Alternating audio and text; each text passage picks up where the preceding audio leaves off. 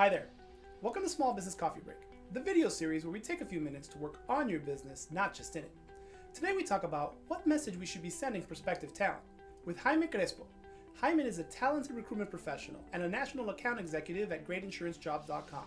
So grab a cup of coffee and let's get into it.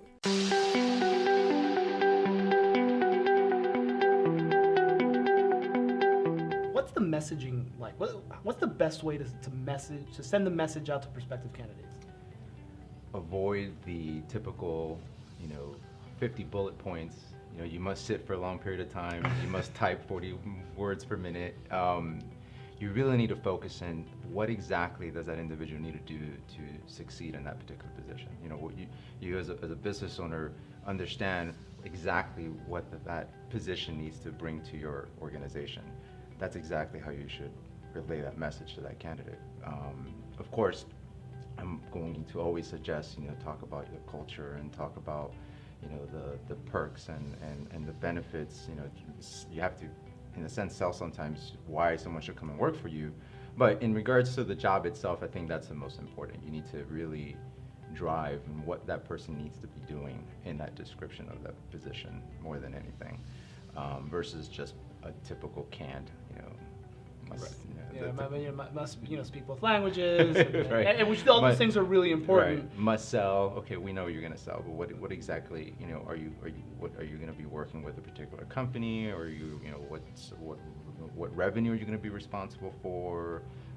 If you can be very specific as much as you possibly can, that's the likelihood of getting that candidate kind of goes up, because maybe you will weed out some of the folks, right? Be as transparent as you possibly can. Tell a story if you can. And if that's, be different. If there's anything like that, be different. And I love your the way you put that. Sometimes you have to even sell this idea out to prospective clients. So you talked a little earlier about being the current unemployment rates, lowest it's been in God knows how long, and part of what we're doing when we're recruiting right now is making sure, sending the message out there that, hey, this is a place that you want to work. There's, growth opportunity, what the pay could look like, if it's going to be maybe a project term-based type of thing, what that's going to be, and also include things that you feel that candidate may appreciate that may not necessarily be centered around the job, right? So, if you have unlimited PTO, some companies that's a new thing, and it appeals to a certain segment of the population. Maybe, people who have family obligations that are difficult to schedule time period, right? And that's it. I mean, you're hitting some of the real good points. I know in today's recruiting world or staffing world, we talk about millennials, right?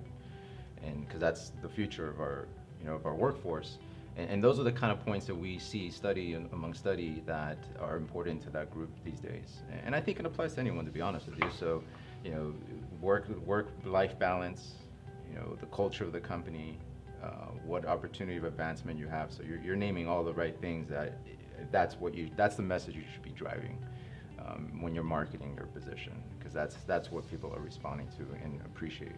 And I love that again, man. You're using sales terms about finding talent. No, it's can't help it. I know, but it's such a different way of thinking about it. Like most of the time, and I'm not a trained recruitment. I am an employer, but it's not what I was trained in, right? So I'm thinking, oh, hey, I need him to do these 5 items, and people should automatically want to do this job, right? But that's how much more engagement would I get? Maybe how much longer can I keep that employee on the books if I sold the position to them? If they felt that this position was going to be a place of growth for them versus just here's a job. Because does anybody really want a job anymore? No. I take it for granted. I don't think I have a job. I love selling. Career. It's not even a career.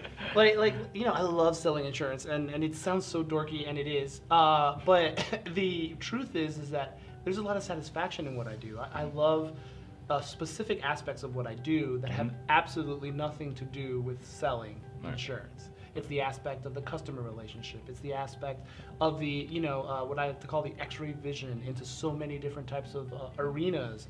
And I get to see a lot of the behind the scenes that, maybe the regular consumers don't get to see, because the insurance is an important aspect of that. And it's the puzzle solving That's right. part. So, you know, I really appreciate all these, like, ancillary things.